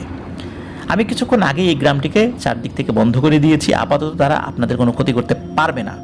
তবে এখন কিছুদিন আর আপনারা কেউ বাসার থেকে বাইরে বের হবেন না, আর এই ব্যাপারে ওই ইমাম সাহেবের সাথেও আপাতত কথা বলার দরকার নেই। কোন ইমাম সাহেব? যেই ইমাম সাহেবের সাথে উনি রাতের বেলা কথা বলবেন বলে ওনার বাড়ি থেকে বেরিয়েছিলেন, সেই ইমাম সাহেব। তো এই কথা এই সাইদ হুজুর ওনাদেরকে বলেন। তবে একথাও বলেন যে 90তম দিনে এই জিন যদি কাউকে কিছু নাও করে তবে রাজীব সর্দারকে নাকি এই জিন তাদের দেশে নিয়ে জীবন্ত আগুনে পুড়িয়ে মারবেই, এটা বলে যান। একথা বলে হুজুর কিছুক্ষণ চুপ থেকে তাদের থেকে বিদায় নেন, বলেন যে আমি আমার দেশে ফেরত যাই, আমার আর কিছু করণীয় নাই। একথা বলে উনি ওখান থেকে রওনা দেন। ওনাকে কিছু পথ খরচ দেওয়ার কথা বললেও উনি সেটা নেন নাই। যাই হোক, উনি তো রওনা দিয়ে চলে যান। উনি আসলে কোনো সমস্যার সমাধান করতে পারলেন না, বরং ভয়ানক কিছু ব্যাপার ওনাদেরকে শুনিয়ে গেলেন। এতে করে পরিবারের সদস্য আরও ভেঙে পড়েন। তো রাজীব সর্দার সহ পরিবারের সদস্যদের মাথায় মানে আকাশ ভেঙে পড়ে। সকলে তো দুশ্চিন্তায় দিশেহারা হয়ে যায়। বাড়ির কারো ঘুম নেই, খাওয়া দাওয়া নেই। সবাই পুরো দুস্তর আল্লাহকে স্মরণ করতে থাকেন। একথা গ্রামে জানাজানি হয়। সর্দার বাড়ি গ্রামটা যেন নীরবতায় থমকে যায়। আর দ্বীপের মৃত্যুর ৯০তম দিনে এই নীরবতার অন্তিম অধ্যায়ের সূত্রপাত ঘটে। ৯০তম দিনে সারাদিন তেমন কোনো সমস্যা হয় না। তবে রাতে এশান নামাজের পর বাইরে থেকে কারো ডাকাডাকির শব্দে এই রাজীব সর্দার দুই ভাই বাইরে বেরিয়ে আসেন। তারা দেখতে পান তাদের মসজিদে যে ইমাম সাহেব তাদের উঠোনে দাঁড়িয়ে আছেন। তিনিও দুই ভাইকে বলেন, এই রাজীব সর্দার কোথায়? তাড়াতাড়ি ওনাকে ডেকে আনেন। ওই জিনটাকে আটকানোর একটা উপায় জানা গেছে। আজকে ৯০তম দিন, আজকেই এই কাজটা করতে হবে, তা না হলে কিন্তু হবে না। তাড়াতাড়ি ওনাকে এখন আমার সাথে পাশের গ্রামে যেতে হবে। তো ঘরের ভেতর থেকে কথা শুনে ধর্মর করতে করতে রাজীব সর্দার ঘর থেকে বেরিয়ে আসেন। তিনি ইমাম সাহেবের সাথে যাবেন, এমন সময় তার ওই দুই ভাইও সাথে যেতে চাইলে সে হুজুর বলেন, না, আর কেউ না, ওনাকে একা যেতে হবে। কেউ সঙ্গে গেলে সমূহ বিপদ হতে পারে। তবে ইমাম সাহেব এই রাজীব সর্দারকে নিয়ে যাওয়ার পর বেশ খানিকক্ষণ পর এই দুই ভাইও তাদের পিছু নেয় চুপি চুপি। সে রাত পেরিয়ে যায়। রাজীব সর্দার কেন বেরিয়েছিল ওই সাইদ হুজুরের নিষেধ অমান্য করে? কারণ যখন কোনো মানুষ বিপদে পড়ে, যখন কোনো মানুষ সমুদ্রে ডুবে যেতে চায় বা ডুবে যাওয়ার উপক্রম হয়, তখন কিন্তু খড়কুটো ধরেও মানুষ বাঁচতে চায়। মূলত এই কারণেই ইমাম সাহেবের উপর ভরসা করে উনি বের হয়েছিলেন। তো সেই রাত পেরিয়ে যায়। তবে ওই দুই ভাই, এমনকি রাজীব সর্দার, এই তিনজনের কেউই বাড়িতে ফেরত আসে নাই। পরদিন সকাল হয়ে যায়। গ্রামের অনেকেই তখন তিনজনকে খুঁজতে থাকেন। তারা সমস্ত গ্রাম তন্ন তন্ন করে খুঁজেও কারোরই সন্ধান পান না। সেই ইমাম সাহেবের সন্ধানে গেলে তারা জানতে পারেন ইমাম সাহেব নাকি তার অসুস্থ মাকে দেখতে তাদের গ্রামের বাড়ি গিয়েছেন 2 দিন হলো। তাহলে গত রাতে রাজীব সর্দারকে বাসা থেকে ডেকে নিয়ে গেল কে? আর সঙ্গে সঙ্গে সেই সাইদ হুজুরকে এই ব্যাপারে জানানোর জন্য ওই সর্দার বাড়ি থেকে লোক পাঠানো হয়। আর লোক পাঠানোর পর উন্মোচিত হয় এক ভয়ানক ব্যাপার। মূলত ওনারা তো গিয়েছেন সেখানে, ওদিকে ইমাম সাহেব যিনি, উনি তো আবার ফেরত এসেছেন গ্রামে। ওনাকে খবর দেওয়া হয় যে আপনি রাজীব সর্দারকে ডেকে কোথায় নিয়ে গেছিলেন। তো গ্রামের একজন গুরুত্বপূর্ণ ব্যক্তির সাথে নিখোঁজ হওয়ার সাথে তার নাম জড়িয়ে গেছে। উনি তাড়াতাড়ি করে গ্রামে ফেরত এসেছেন। ফেরত আসার পরে উনি বলেন যে কি হয়েছে, বলে এই ঘটনা। বলে না তো, আমি তো ছিলাম না। তখন ওই বাড়ির সদস্যরা বলেন যে সাইদ হুজুরের কথা, সাইদ হুজুর তো আপনার সাথে এরকম দেখা করেছিল, তো আপনার কথা বলেছিল আপনার সাথে পরামর্শ করবে। বলে কোন সাইদ হুজুর? আসামের সাইদ হুজুর? বলে হ্যাঁ, আসামের সাইদ হুজুর। বলো কি তোমরা? আসামের সাইদ হুজুর তো আরো মাসখানেক আগেই মারা গেছে। তোমরা সাইদ হুজুরকে কোথায় পেলে? ওনার এক ভক্ত ওনার যেই জায়গা যেখানে উনি থাকতেন সেখান থেকে ফেরত যাওয়ার সময় আর একজন ব্যক্তির কাছে খবর দিয়েছিলেন যে সাইদ হুজুর মারা গেছেন। সেই ব্যক্তির মাধ্যমে আমি খবরটা পাই, কিন্তু সেটা তো মাসখানেক হয়ে গেছে, প্রায় 2 মাস হয়ে গেছে। আর উনি তো অনেক বৃদ্ধ ছিলেন, বার্ধক্যজনিত কারণে উনি মারা গেছেন। তোমরা বলছো কিছুদিন আগেই সাইদ হুজুর এখানে আসছে, রাত্রেবেলা আমার সাথে পরামর্শ করছে। কই, আমি তো সাইদ হুজুরকে দেখি নাই, আমার সাথে তো কেউ পরামর্শ করতে আসে নাই। আর এত ঘটনা ঘটে গেল, তোমরা এইগুলো গোপন রেখেছো কেন? কেন আমাকে পরবর্তীতে বলো নাই? বলে সাইদ হুজুর বলছিলেন যে না, আপনাকে যেন কোনো কিছু না জানানো হয়। তখন তো ইমাম সাহেবের টনক নড়ে যে এখানে তো বিশাল একটা সমস্যার সৃষ্টি হয়েছে। আর ইমাম সাহেবের মুখে এই কথা শুনে উপস্থিত সকলের মাথায় যেন আকাশ ভেঙে পড়লো। যে আরে বলে কি, সাইদ হুজুর মারা গেছেন মানে? তাহলে আমাদের এখানে এসেছিল কে? আর আমাদের কাছে কালো জাদুর ব্যাপারে যে সকল বিষয়গুলো বর্ণনা করা হলো, মাটি খুঁড়ে কালো জাদুর বিভিন্ন উপকরণ বের করা হলো, এই লোকটা কে ছিল, কে এসেছিলেন? এই ঘটনা ইমাম সাহেব যখন বিস্তারিত জানেন, তখন উন্মোচিত হলো পুরো ঘটনার আসল রহস্য। উনি একটা দিন শুধু সময় নিয়েছিলেন, এরপরে উনি ভয়ানক কিছু সত্য কথা তুলে ধরেন। তো উনি বলেন যে আমি আসলে আমার আম্মাকে দেখতে পাশের গ্রামে যাইনি, আমি মূলত গিয়েছিলাম পাশের গ্রামের পুরনো আম গাছের বাগানের গাছের চূড়ায় থাকা আমার ওস্তাদ জিন হুজুরের কাছে। উনি অত্যন্ত পরহেজগার একজন জিন। আমি বিভিন্ন সময় তার কাছে দোয়া নিতে যাই, বিভিন্ন ধরনের সমস্যার বিষয়ে তাকে বলি, তো উনি আমাকে বিভিন্ন সময় পরামর্শ দেন, কিন্তু এই বিষয়টা আমি এতদিন কাউকে বলিনি। আর আমি আমার আম্মার অসুস্থতার খবরে যে আমি গিয়েছিলাম, এটা সত্য, আমার আম্মা অসুস্থ, কিন্তু আমি গ্রামে যাইনি। এই আম বাগানেরই এমন একটা জায়গায় আমি অদৃশ্য ছিলাম, যেটা বাইরে থেকে কেউ বোঝার কোনো সুযোগ নেই, বুঝতে পারবে না, অথচ ওদিক দিয়ে অনেক মানুষই যায়। তা আমি ওই জিন হুজুরের কাছ থেকে এই বিষয়ে, সর্দারবাড়ির এই সমস্যার বিষয়ে আমি জিজ্ঞাসা করি। মূলত আমি যেদিন প্রথম যাই এই বাড়িতে, কেন আমি কোনো জিনের অস্তিত্ব পাচ্ছিলাম না, আশেপাশের এলাকায় কোনো বদ জিন নাই, এর পিছনে কারণ কি, বিষয়টা আমার সন্দেহ লাগে, কিন্তু আমি বুঝতে পারি নাই যে বিষয়টা কি। কিন্তু একে একে ওই বাড়িতে বিভিন্ন সমস্যা যখন সৃষ্টি হয়, তখন মূলত আমি আমার ওস্তাদ জিন হুজুরের কাছে গিয়েছি। ওনার কাছে গিয়ে আমি আপনাদের ব্যাপারে বলি, আর উনি এই ব্যাপারে তার শিষ্য জিনদের কাছ থেকে বিস্তারিত খবর নেন এবং এই বিষয়টি সম্পূর্ণ আমার কাছে ব্যাখ্যা করেন। মূলত আপনাদের কাছে এতদিন যে সাইদ হুজুর সেজে এসেছিল, সেটি হচ্ছে সেই বদ জাদু সম্রাট জিন। আর এই জিনটা হচ্ছে ইফরিত শ্রেণীর একটা জিন, অত্যন্ত শক্তিশালী এবং জাদুবিদ্যায় পারদর্শী এই জিন। এর নাম হচ্ছে দুবাইলা। দুবাইলা এক ভয়ঙ্কর অসুখের নাম।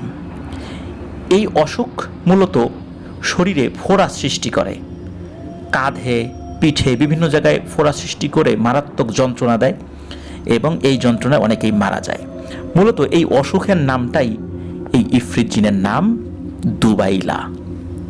এরা খুব ভয়ানক এবং কালো জাদুর বিষয়ে খুব পারদর্শী।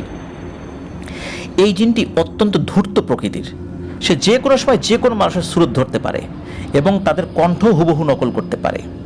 আর দিনের বেলাতেও এরা মানুষকে ধোঁকা দিতে পারে, মূলত অন্য মানুষের সুরত ধরে। আর সে সাইদ হুজুরের সুরত ধরে পথিমধ্যেই আপনাদের সাথে দেখা দিয়েছিল।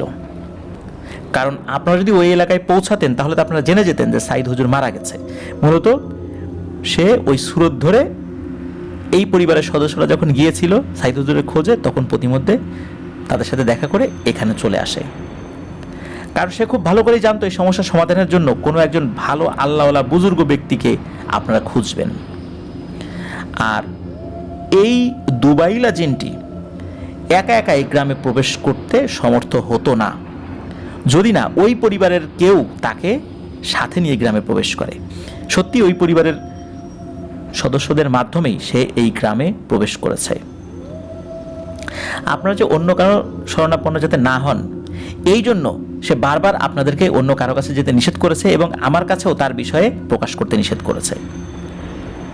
সে আপনাদের কাছে যেভাবে বলেছে ঠিক সেভাবেই কালো জাদু করা হয়েছে, এই বিষয়গুলো সে সত্য বলেছে।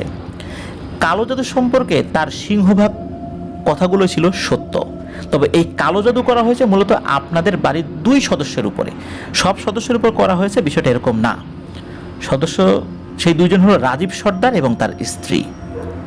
আপনাদের পরিবারের এক সদস্য যখন ওই ঝোপের মাটি খুঁড়ে ওই পুতুল সহ মাথার খুলিটা বের করেন, তখনই মূলত আপনাদের অজান্তেই সেই জাদু আপনাদের পুরো পরিবারের উপর গ্রাস করে ফেলে এবং এই উদ্দেশ্যেই মূলত এই জিন সম্রাট সে ওইখান থেকে কোদাল দিয়ে মাটি খুঁড়ে একজনকে ওই জাদুর উপকরণগুলো বের করতে বলেছিল।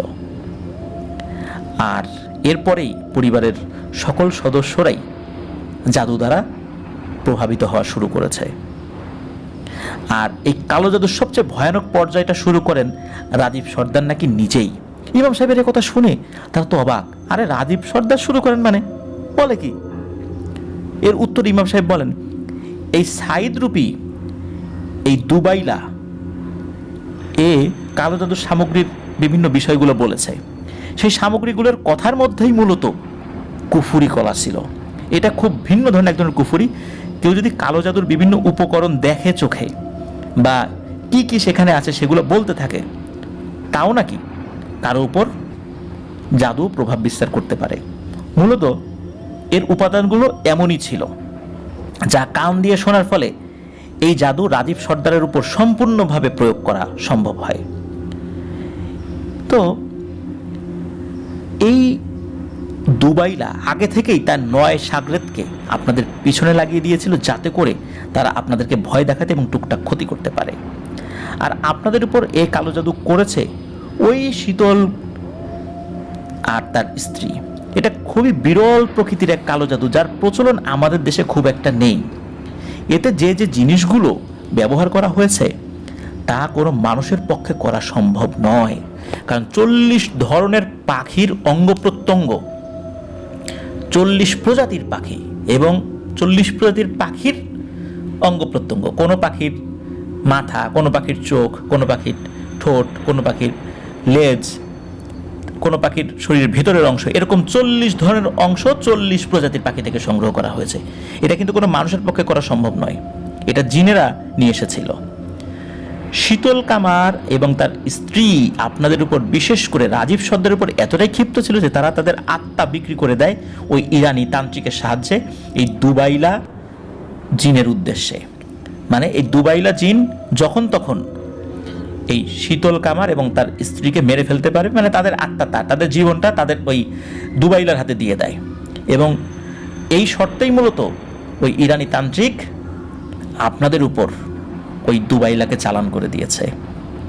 আর এখন এই কালো জাদু আপনাদের পরিবারের উপর বিস্তার করে ফেলেছে, যা মূলত এই দুবাইলা নিজে এসেই সাইদ হুজুরের ছদ্মবেশে করে দিয়ে গেছে। এসব বলতে বলতে ইমাম সাহেব থমকে গেলেন। ওনাকে থেমে যেতে দেখে উপস্থিত একজন করে বলেন, আর কি ইমাম সাহেব, আর কি, আরও কিছু বলেন। তখন ইমাম সাহেব ধীর কণ্ঠে বলে উঠলেন, আর এই দুবাইলাকে গ্রামে আসতে সাহায্য করেছে আপনাদেরই ওই 2 ভাই, যারা গতকাল রাতে রাজীব সর্দারের পিছু পিছু গিয়েছে। হুজুরের মুখে এই কথা শুনে ওই 2 ভাইয়ের স্ত্রী ইমাম সাহেবের উপর চেঁচামেচি শুরু করেন, তাকে গালিগালাজ করতে লাগলেন। এটা দেখে বাড়ির অন্য সদস্য তাদেরকে ঘরে নিয়ে গেলেন। তারপর ইমাম সাহেব বলতে লাগলেন, আপনাদের ওই 2 ভাই রাজীব সর্দারের পিঠাপিঠি হওয়ায় ছোটবেলা থেকেই ওনাকে হিংসা করতেন। তারপর যখন আপনাদের বাবা রাজীব সর্দারকে গ্রামের মোড়ল ঘোষণা করলেন এবং বেশি সম্পত্তি ওনার নামে লিখে দিলেন, তখন তারা আরও ক্ষিপ্ত হয়। তারা গ্রামের ভেতরে এই রাজীব সর্দারের বিরুদ্ধে বিভিন্ন চক্রান্ত আটতে থাকে এবং ওনাদের মনে মনে রাজীব সর্দার এবং তার স্ত্রীর ক্ষতি যাতে কিভাবে করা যায় সেই চিন্তায় তারা বিভিন্ন সময় পরামর্শ করত। এরই ফলশ্রুতিতে একদিন পাশের গ্রামের দীপ কামারকে মারার ঘটনাকে কেন্দ্র করে তারা দীপের বাবার কাছে গিয়ে আরও উস্কানি দেয়। দীপের বাবা শীতল কামার তাদের কথার উস্কানি এবং ছেলের মৃত্যুর জন্য এই রাজীব সর্দার এবং তার স্ত্রীর উপর এই দুবাইলাকে চালান করে।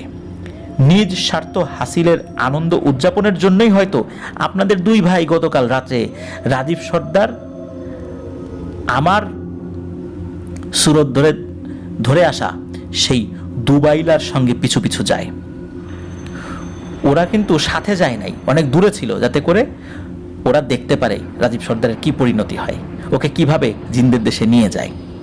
ওরা জানতো যে কি হতে পারে, এরপরও সাহস করে ওরা গিয়েছিল। কিন্তু ধূর্ত এই দুবাইলা সুযোগ পেয়ে প্রথমেই এই 2 ভাইকে হত্যা করে নিজের শক্তি বৃদ্ধি করে। আর ওই 2 ভাইয়ের লাশ এই গ্রামেরই বড় দিঘির কাদায় পুঁতে রেখেছে ওই জিন। আর কথা অনুযায়ী রাজীব সর্দারকে তাদের দেশে নিয়ে গেছে, কিন্তু ওখানে নিয়ে যাওয়ার পর তার সাথে কি করেছে এই বিষয়টি জানা যায়নি। এই বলে ইমাম সাহেব থেমে গেলেন। ইমাম সাহেবের কথা মতো বেশ কিছু লোক ওই বড় দিঘির হাঁটু সমান কাদা পানিতে ডুবন্ত অবস্থায় সত্যি ওই 2 ভাইয়ের লাশ উদ্ধার করে। তবে রাজীব সর্দারের খোঁজ আর পাওয়া যায়নি। এমনকি ইমাম সাহেব তার ওস্তাদ জিন হুজুর, সেই জিন হুজুরের কাছে বলেন যে রাজীব সর্দারের কোনো খোঁজ নিতে, অন্তত কি হয়েছে তার সাথে সেই বিষয়টি জানাতে। কিন্তু ওই জিন হুজুরও এই বিষয়ে কিছু বলতে পারেননি। তবে এতটুকু বলেছেন যে তাকে ওই দুবাইলা ওদের দেশে নিয়ে গেছে, কিন্তু ওখান থেকে কোনো তথ্য সংগ্রহ করা কঠিন, কারণ ওরা এতটা নোংরা শ্রেণীর জিন, এতটা কালো জাদু করা জিন, ওখানে কোনো ভালো জিন প্রবেশ করতে পারে না। চতুর্দিকে জাদুর বন্ধনী দেয়া, ওখানে যাওয়ার সাথে সাথে ভালো জিনেরা আটকে যাবে। শুধু ভালো জিন না, খারাপ জিনেরাও আটকে যাবে। খারাপ জিনেরা আটকে যাওয়ার পর ওদেরকে ছাড়িয়ে নেয় অন্য জিনেরাই। ছাড়িয়ে নেওয়ার পর ওদেরকে জিজ্ঞাসাবাদ করে কেন এখানে এসেছে। যদি তাদেরকে উত্তর দিয়ে খুশি করতে পারে তাহলে ছেড়ে দেয়, বা যেই কাজে এসেছে সেই কাজটা করতে দেয়। আর যদি খুশি করতে না পারে তাহলে জিনদেরকে হত্যা করে। এই জন্যই মূলত কেউ ওই এলাকায় যেতে পারে না। আর রাজীব সর্দারকে কি করা হয়েছে, এই জন্য এই সমস্ত কারণে কোনো তথ্য নেওয়া সম্ভব হয়নি। তো যাই হোক, একথা শোনার পর স্বজন হারানোর বেদনা, গ্লানি উপস্থিত সদস্যদের হৃদয়ে আঘাত হানে। অঝরে অনেকেই কান্নাকাটি করতে থাকে। এসব দেখে ইমাম সাহেব তখনকার মতো সকলকে সান্ত্বনা দিয়ে ওখান থেকে চলে যায়। তবে সেদিন মাগরিবের নামাজের পর পুনরায় সর্দার বাড়ির সদস্যদের সাথে উনি দেখা করতে আসেন। তিনি গোপনে সাইমাকে ডেকে নিয়ে বলেন, এখনো একটা কাজ বাকি। ওই বদজিন এখনো কিন্তু তোমাদের পিছু ছাড়েনি। আমার ওস্তাদ জিন হুজুরের সাথে ওই বদজিনের 2 বামন সাগরেদের কথা হয়, এবং তোমাদেরকে ওই ঝোপের যে জমিটুকু যেটা আছে, যেখানে কালো জাদু করার জন্য বিভিন্ন জিনিস ঘিরে রাখা হয়েছিল, ওই জিনেরা ওইখানে থাকার জন্য সময় চেয়েছে এবং সতর্ক করে বলেছে কেউ যেন সামনের 40 দিন ওই জায়গাটাতে না আসে। এই জিনেরা 40 দিন পর এই জায়গা ছেড়ে চলে যাবে। তবে এই কালো জাদুর রেশ তোমাদের 3 প্রজন্ম অবধি ভোগ করতে হবে, যার ফলে তোমাদের পরবর্তী 2 প্রজন্মের ছেলে সন্তানদের মাথায় চুল উঠবে খুবই কম এবং বেশ কিছু শারীরিক সমস্যা থাকবে। আর তোমরা যদি এই গ্রামে থাকো তাহলে পরবর্তীতে তোমাদের আরও বড় ধরনের ক্ষতি হতেও পারে। তাই ভালো হয় তোমরা যদি এই গ্রাম ছেড়ে অন্যত্র চলে যাও। পরবর্তীতে তারা তাদের সকল জায়গা জমি সহায় সম্পত্তি বিক্রি করে দেন। তবে যাওয়ার সময় ওই জিনদের কথা মতো ঝোপের ধারের প্রায় 1 ছটাক জমি তারা বিক্রি না করে তাতে বেড়া দিয়ে যান এবং এলাকাবাসীদেরকে বলে যান যে এই জায়গায় যেন কেউ হাত না দেয়, এটা একটা অভিশপ্ত জায়গা, এবং এই জায়গাটা তারা যেন রক্ষণাবেক্ষণ করে এবং ওখানে যেন কোনো কিছু লাগানো না হয়, এবং ঝোপ জঙ্গল হলে সেটা যেন পরিষ্কার করে রাখা হয়। তারা পরিবার সহ ঢাকায় চলে যান। ঢাকায় তারা এখন কোথায় আছেন, কিভাবে আছেন, এটা ঠিক জানা যায়নি। ওই যে বেড়া দেয়া স্থানটি মূলত সেই ক্ষেত, যেই ক্ষেত এই আসিফ হুসাইন ভাই দেখেছিলেন। এই ঘটনায় যেই ইমাম সাহেবের কথা বলা হয়েছে তার নাতির নাম হচ্ছে আক্কাস মুন্সি দাদু। এইটা ওনার আসল নাম এবং নামটা প্রচারযোগ্য, এই জন্য আমরা বললাম। এই আক্কাস মুন্সি দাদুই মূলত এলাকার সবাইকে এই ঘটনা বিস্তারিত বলেছেন। এত পুঙ্খানুপুঙ্খ বিবরণ ওনার মাধ্যমেই সকলে জানতে পেরেছে, আর ওনাদের মাধ্যম দিয়ে মূলত এই ঘটনার বিষয় বিস্তারিত সর্দার পরিবার এবং অন্যান্যরাও জানতে সক্ষম হন। এই ঘটনা অনেকেই নাকি জানেন বলে আসিফ হোসেন ভাই আমাদেরকে জানিয়েছেন। এই আক্কাস মুন্সি দাদু উনি এখন বেঁচে নেই। উনি আজ থেকে 6-7 মাস আগে ইন্তেকাল করেছেন। ইন্না লিল্লাহি ওয়া ইন্না ইলাইহি রাজিউন। তো প্রিয় লিসেনার্স, ঘটনাটি খুবই অন্যরকম ঘটনা। কালো জাদু মানুষকে কোথায় নিয়ে যায়, তাই না? আরেকটি ব্যাপার, আমি ঘটনার শুরুতে বলেছিলাম আমি এমন একজন ব্যক্তির নাম বলবো যেই ব্যক্তিকে আপনারা কেউ কেউ দেখেছেন। আমি এখন সেই ব্যক্তির পরিচয় বলতে চাই। 1 বছর আগে আমি এবং আমাদের মডারেটর সৌমিত্র রয় আমরা চাংখারপুল একটা কাজে গিয়েছিলাম। আমার একটা কাজ ছিল। তো চাংখারপুলে একটা জায়গায় দাঁড়িয়ে আছি, হঠাৎ করে বেশ স্বাস্থ্যবান একজন হুজুর গোছের মানুষ আমাদের দিকে এগিয়ে আসেন এবং আমার সাথে হাত মিলান এবং পরিচিত হন। ওনার নাম হচ্ছে হাবিব। ঢাকার বিখ্যাত মামুন বিরিয়ানির অন্যতম কর্ণধার তিনি। আপনারা অনেকেই মামুন বিরিয়ানি আপনারা খেয়েছেন, আমি নিজেও অনেকবার খেয়েছি। তো উনি ওইখানে আমাদেরকে আপ্যায়ন করেন, যদিও বা ওই সময়ে খাওয়ার মতো অবস্থা আমাদের ছিল না। তারপর লাচ্ছি বা এই টাইপের জিনিস খাওয়ান। উনি একটি বিষয় বলেছিলেন আমাকে এবং সৌমিত্র রয়কে। সেই বিষয়টি হলো উনি কিন্তু 5 ওয়াক্ত নামাজ পড়েন, সকালবেলা সূরা ইয়াসিন পড়েন, মাগরিবের পর সূরা ওয়াকিয়া পড়েন, এশার নামাজের পর সূরা মুলক পড়েন এবং প্রতি ওয়াক্ত নামাজের পর শরীর বন্ধ করার জন্য যে দোয়া দুরুদগুলো আছে সেগুলো উনি পাঠ করেন। হঠাৎ করে একটি ছবি উনি দেখেন মোবাইলের স্ক্রিনে। এই ছবিটি দেখার সাথে সাথে ওনার উপর জিনের প্রভাব সৃষ্টি হয়। এই ছবিটি উনি যখন দেখেছেন, হঠাৎ করে এমন প্রভাব ওনার সৃষ্টি হয়েছিল যে উনি মারাত্মক অসুস্থ হয়ে যান, কিন্তু এই অসুস্থতার কারণ উনি ধরতে পারছিলেন না। একটা পর্যায়ে ঢাকার লালবাগ বা আর একটা মাদ্রাসার নাম বলেছিলেন আর কি, তো সেখানকার একজন ভালো মুফতি সাহেবের সাথে উনি দেখা করেন। হুজুর তাকে দেখা মাত্রই বলে ওঠেন যে, আরে হাবিব, তুমি তো জিনগ্রস্ত, জিন দ্বারা প্রভাবিত হয়ে আছো। তা হাবিব ভাই তো অবাক হয়ে যান যে আমি তো এমন কোনো কাজ করি নাই যে জিন আমাকে আসর করবে। তখন সেই হুজুরের ট্রিটমেন্টে আল্লাহর রহমতে উনি দীর্ঘ সময় লেগেছিল সুস্থ হতে, তবে সুস্থ হয়েছেন আলহামদুলিল্লাহ। তো এই যে একটা মোবাইলের স্ক্রিনে একটা জাদুর ছবি দেখেছিলেন মাত্র, একটা নকশা, সেই নকশাটা আমিও দেখেছিলাম। এই নকশাটা দেখার সাথে সাথে উনি জিন দ্বারা প্রভাবিত হয়েছিলেন। আপনারা যদি এই হাবিব ভাইয়ের কাছ থেকে ওনার এই ঘটনাটা শুনতে চান, উনি বর্তমানে মামুন বিরিয়ানির বনশ্রী শাখায় বসেন। উনি বনশ্রী শাখায় আমাদের মডারেটর প্যানেলকেও দাওয়াত করেছিলেন, আমাকেও দাওয়াত করেছিলেন, আমি গিয়েছিলাম সেখানে। অত্যন্ত ভালো একজন মানুষ। আপনারা বনশ্রী শাখায় এই হাবিব ভাইকে দেখতে পাবেন। তো ওনার কাছে যদি এই বিষয়টা বলেন যে ভাই আপনি এরকম একটা ছবি দেখা মাধ্যমে মোবাইল স্ক্রিনে একটা ছবি দেখেছেন, জাস্ট একটা ইমেজ, এটা দেখে এই ধরনের একটা সমস্যা হয়েছিল, তখন আপনারা এই বিষয়টা সত্যতা নিশ্চিত করতে পারবেন। কেন আমি হাবিব ভাইয়ের প্রসঙ্গটা বললাম? দেখুন, এই যে এই দুবাইলা যখন মাটি খুঁড়ে জিনিসটা বের করে, সাথে সাথে কিন্তু ওই পরিবারের সদস্যরাও জাদুগ্রস্ত হয়ে যায়। সুতরাং জাদু উচ্চারণ করলেই যে মানুষ জাদুগ্রস্ত হবে তা নয়। জাদুর উপকরণ যদি কেউ দেখে, হাত দিয়ে ধরে, বিশেষ কোনো প্রোটেকশন ছাড়া বা না বুঝে এই টাইপের কাজ করে, তাহলেও কিন্তু ওই ব্যক্তিও জাদুগ্রস্ত হতে পারেন। এই জন্য আমরা বলি যে বিষ, ধরুন যে একজন একটা জায়গায় বিষ রেখেছে তার ব্যবহারের জন্য, এখন ওই বিষটা থেকে এক ধরনের ব্যাড স্মেল বের হচ্ছে, বিষাক্ত গন্ধ বের হচ্ছে। তো উনি হয়তো মাস্ক পরে আছেন, জানেন যে এই জিনিসটা যদি, এটার গন্ধ যদি আমাদের শরীরে যায়, শরীরের বিভিন্ন ধরনের ক্ষতি হতে পারে। তো আমরা যদি ওখানে যাই না বুঝে, মাস্ক ছাড়া, আমাদেরও কিন্তু ক্ষতি হতে পারে। অথচ ওই বিষটা উনি ব্যবহার করার জন্য নিয়ে এসেছিলেন। বা ধরুন যে একজন কোনো কারণে বিষ খেয়েছে, তার শরীর থেকে বিষটা বের করা হয়েছে, একটা লিকুইড বিষ বের করে একটা পাত্রে রাখা হয়েছে। এখন ওই বিষের যদি আবার আরেকজন খায়, তাহলে উনিও কিন্তু বিষক্রিয়ায় আক্রান্ত হবেন। একজন খাওয়ার পর ওটা থেকে যে আর কেউ আক্রান্ত হবেন না এমনটা বলা যায় না। যদি আমরা ভুল করে সেটা নাড়াচাড়া করি বা অন্য কোনোভাবে ইউজ করার চেষ্টা করি, তাহলে আমরাও আক্রান্ত হতে পারি। তো এই যে ব্যাপারটা, যে ওখানে উপস্থিত থাকার পর অনেকেই সেটাতে আক্রান্ত হয়ে গেলেন, এই বিষয়টা খুবই অদ্ভুত। এই বিষয়টি আমি হাবিব ভাইয়ের ওই কথাটার সাথে মিলিয়েছি যে হাবিব ভাই কীভাবে একটা ছবি দেখার সাথে সাথে জিন দ্বারা প্রভাবিত হয়ে গেলেন। তো এইটার সাথে ওই জিনিসটা মিলে যায়। এই কারণেই আমি আপনাদেরকে হাবিব ভাইয়ের কথাটা বললাম।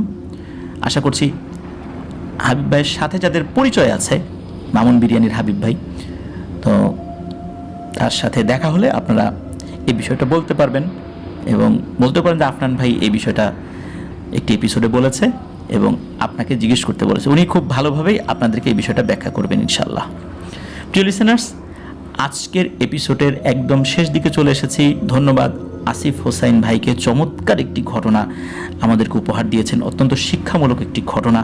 আশা করছি ঘটনাটি আপনাদের সকলের কাছে ভালো লেগেছে, আমার কাছেও ভালো লেগেছে। প্রিয় লিসেনার্স, ভালো লাগলে আমাদের চ্যানেল সাবস্ক্রাইব করতে কিন্তু ভুলবেন না। আর অবশ্যই আমাদের এই ভিডিওর লাইক বাটনটাও প্রেস করে দিবেন। আর আমার আরও একটি ইউটিউব চ্যানেল আফনান্স বি, যার লিঙ্ক এই ভিডিও ডিসক্রিপশনে দেওয়া রয়েছে, সেখানে গিয়ে ওই চ্যানেলটা সাবস্ক্রাইব করতে পারেন বিভিন্ন ছোট ছোট কন্টেন্টগুলো দেখার জন্য। আশা করছি সেই কন্টেন্টগুলো আপনাদের ভালো লাগবে, তবে সেগুলো ভয়ের কোনো কন্টেন্ট নয়। আমার ব্যক্তিগত উপলব্ধি, আমার বিভিন্ন এডুকেশনাল কন্টেন্ট, আমার ব্লগিং, ট্রাভেলিং, এগুলো নিয়েই করা আর কি। প্রিয় লিসেনার্স, আমার জন্য দোয়া করবেন, আমার পরিবারের জন্য দোয়া করবেন, আপনাদের জন্য দোয়া রইল, আপনাদের পরিবারের প্রত্যেকের জন্য দোয়া রইল। মহান আল্লাহ সুবহানাহু ওয়া তাআলা আমাদেরকে ভালো রাখুন, সুস্থ রাখুন, নিরাপদে রাখুন, আফনান দ্য হরর ওয়ার্ল্ডের সাথে রাখুন। আসছে সোমবার অমীমাংসিত রহস্যের আরও একটি এপিসোড শোনার আমন্ত্রণ জানিয়ে বিদায় নিচ্ছি। আসসালামু আলাইকুম।